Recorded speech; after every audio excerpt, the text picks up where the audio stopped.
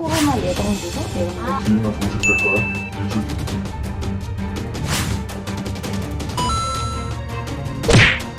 맞는다는 것은 별로 의미가 없죠. 바이러스의 위험에 오히려 노출이 될 수 있습니다. 사스, 메르스에 이어서 새로운 변종 바이러스가 나타났습니다. 코로나19와의 전쟁에서 이기기 위해 우린 무엇을 알아야 할까요? 코로나에 좋은 면역성 강화제 뭐 이러면 나도 모르게 사게 돼요. 쇼핑 사이트를 들여다보면 그 여파를 더욱 실감할 수 있는데요. 대중의 관심이 쏠리는 현장에는 늘 품절이 따라옵니다. 하지만 큰 논란이 된 건 바로 이것 때문인데요. 사람들의 관심사는 이게 과연 도움이 될 건가 아닌가에 집중돼 있습니다. 과연 진실은 뭘까요?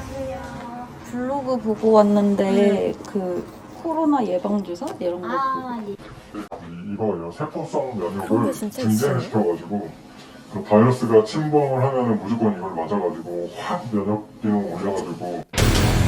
이른바 이 면역 주사를 맞으면 코로나 바이러스를 죽여서 감염을 막을 수가 있다는 건데요. 티모신 알파원은 이제 면역 증강, 조금 면역 기능이 떨어져 있는 사람이 주사를 맞는 거 정도는 큰 문제는 없다고 생각하고요. 단지 젊은 사람들이 면역 기능도 잘 유지가 되고 있는데 이걸 맞는다는 것은 별 의미가 없죠. 세럼 주사인데 평생에 한 번만 맞으면 되는 주사예요. 근데 언제 맞을 거예요? 이 코로나가 일주일 뒤이나 종식될까요?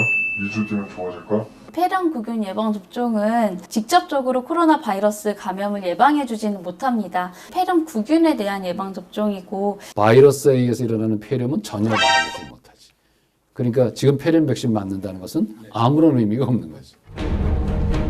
폐렴 백신에 이어서 의사가 아니면 구할 수도 없는 약이 있다고 하는데요. 하이드록시클로로퀸을 의사들은 다 처방을 받아서 지금 하고 있어요. 처방받아간 사람이 48명이에요. 이거는 예방은 아니고 예방도 돼요. 사실은 예방도 돼. 만난 지 10분 만에 우리는 그야말로 영업 대상이 돼버렸습니다. 하이드로시클로킨 하나만 썼을 적에 그것에 의해서 지금 얘기하는 코로나 바이러스가 치료가 되거나 하는 그런 효과는 없어요. 항바이러스제를 같이 썼을 때 효과가 있다는 거예요. 아무나 막 먹으면 안 돼요. 예를 들면 간이 나쁜 분들은 굉장히 악화될 수도 있고요. 또 최근에 나온 보고들 보면 이 눈에 굉장히 독성이 강하다 그래서 코로나19의 감염 여부를 떠나서 개인의 건강 상태에 따라 무시무시한 부작용이 발생할 수도 있다는 건데요. 일부 한의원 역시 오히려 이 시국을 장사에 이용하고 있었습니다. 면역력을 올린다는 측면에 있어서 예방이 안 된다고는 말할 수는 없지만 개인 맞춤 의학이잖아요. 한방의 장점이 그거거든요. 무조건 약을 정해놓고 사람도 보지 않고 이게 좋다라고 하는 거는 한방 치료가 아니라고 생각합니다. 구하기 힘든 마스크 대신에 플라스틱으로 사방을 막아서 비말 감염을 막을 수 있다는 아이템도 있습니다.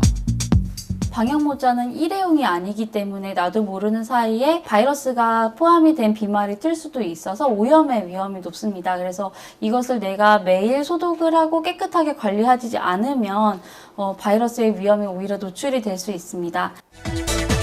매시간 수많은 공포 마케팅이 쏟아지고 그 속에서 불안감은 더욱 늘어만 가는데요.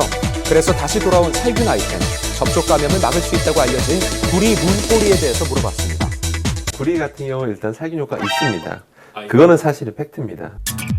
구리의 힘은 우리가 생각하는 것 그 이상인가 봅니다. 그럼 실제 구리 손잡이에 효과가 있느냐? 질문한다면 그건 없다고 저는 말을 할 겁니다. 산화가 됐어요. 표면을 다 덮어요. 그럼 끝이라는 거죠. 그 다음 위에 바이러스가 또 붙었어요. 어떻게 될까요? 효과가 없다는 거죠. 우리의 적은 사람이 아닌 바이러스 아니었나요? 이 시국을 이용하는 악덕 상수 어떻게 해야 할까요?